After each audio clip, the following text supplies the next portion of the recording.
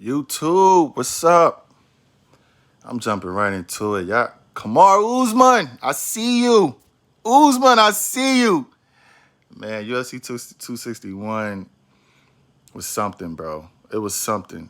I'm still like trying to process what I seen because Usman and Jorge was crazy. But the last two fights, especially Rose and Wele, two of the most prettiest knockouts you could see. Oh man, but I'm gonna jump right into it, man. Like I said, I just finished talking about this on my podcast. If anybody that got a brain or a common sense, because again, not a lot of people got common sense. Common sense ain't so common, especially in the world we living in right now with all this crazy stuff going on. That's neither here or there. But I'm saying anybody with any kind of common sense, functioning or a brain. Usman said he wanted people to put respect on his name. Put some respect on his name. Ain't nobody got anything to say after last night about Usman. I don't care.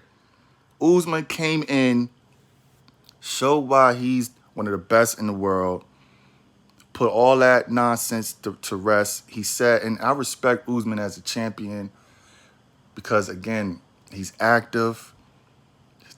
It was his fourth title defense, and it's crazy because it just seemed like yesterday he won the belt from Woodley in impressive fashion, and now this is his fourth title defense, just like that. After he just came off the annihilation of Gilbert Burns, who's a hell of a fighter, tough dude, Usman wiped him out clear, clear, clear after a little controversy in the first, but still, Usman closed that show out in dominant fashion. Then he came last night against one of the biggest stars in the game, Jorge. I love me some Jorge game, but I rock with him. Jorge, one of the biggest stars in the game. Usman beat him in his own realm. Jorge's one of the best boxers in the fight game, period. Best hands in the game, period. And I said it in my podcast. I said, I don't see this fight going the same way as the second one. I don't see it. I said, I feel like Usman's going to let his hands fly a little bit. I feel like Usman's going to stand up with him a little bit more, regardless of the situation. Even though they got into a little scramble, Usman, took him down emphatically. But Jorge got up, gave him some elbows, so shout out to that. But still, Usman came, man. And he beat Jorge at his own game. I mean, one of the most prettiest knockouts ever. And shout out to Jorge. First time getting knocked out, stopped. Out of how many fights he done had, street fights he done had, first time getting knocked out. That's highly impressive. Highly impressive. Not a lot of people could say that. And that's just a testament of how great Jorge is, how skilled Jorge is, regardless, you know what I'm saying? But shout out to Usman, man. Like I said, I respect he's active, man. And again, I'm not going to sit here and say I was some big-time Usman fan because I wasn't. At one point, like I said, I just thought he was a little bit too cocky. But as time went on, man, I just appreciate his work ethic. I appreciate, that he's a family guy. And then what really made me turn the corner with Usman is that the fact that when he won the belt with a boot on his leg, on his foot. His foot was messed up.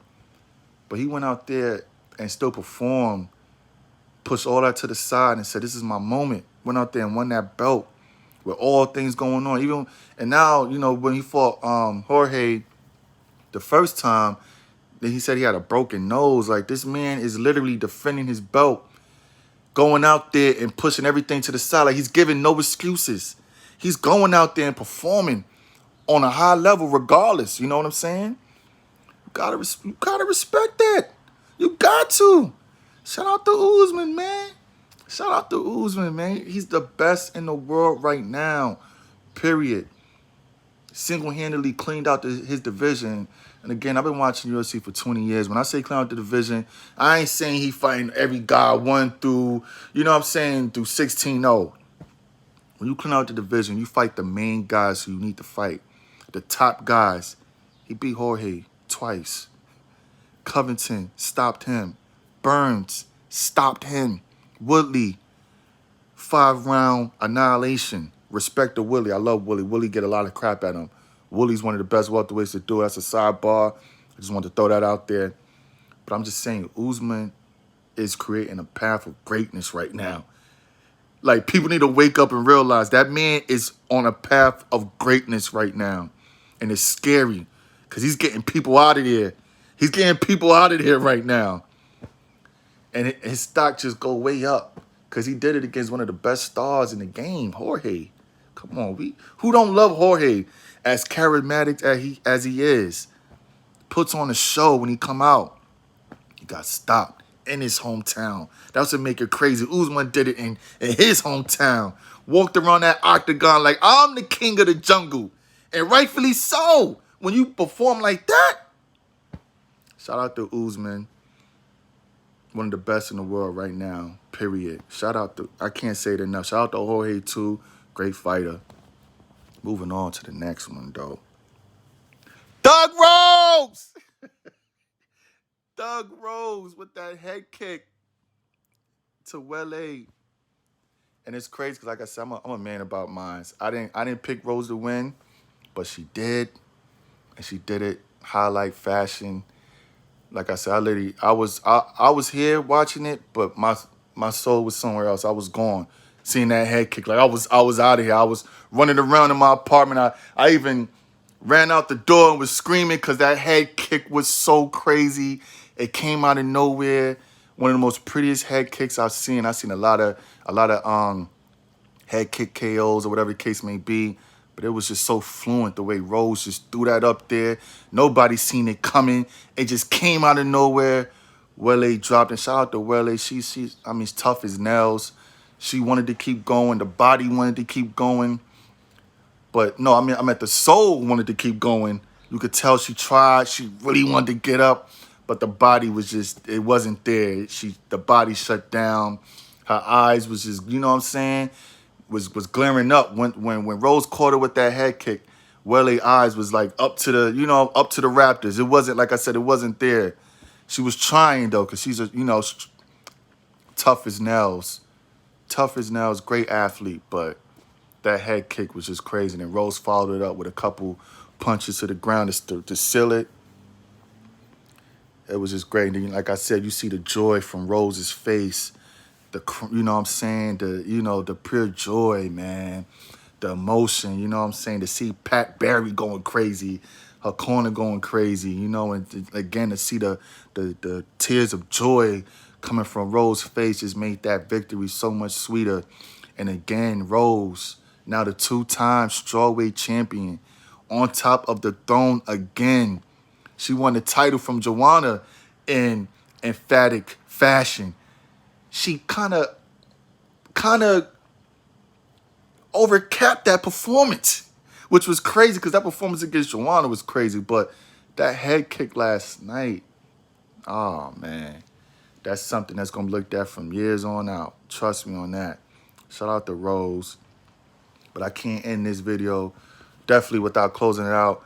Shout out to, my heart go out to Chris Weidman, one of the best to do it. Middleweight champ, defending his belt twice. Speedy recovery to him. And life is crazy because the same injury he had was the same injury Anderson Silva had with him. You know what I'm saying? Anderson Silva broke his leg in half, kicking Weidman the same kind of way. It looked like some video game stuff, like to see the leg snap in half and just, turn the noodles on the ground was crazy, bro. So, like I said, it's ironic, man. The same injury he witnessed his opponent have came back to him. That's what I'm saying. Life is crazy, man. Life is crazy. So shout out to Weidman. Speedy recovery for him. I wish him nothing but the best. I said, I'm just going to close that right there. And the Bullet, Valentina Shevchenko, I see you, girl.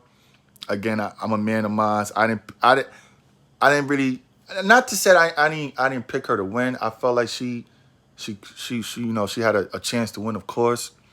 I just felt like Andrade was going to give her some problems with the wrestling, with the pressure. Boy, was I wrong. Boy, was I wrong. Valentina, I owe you an apology because you came and you showed out.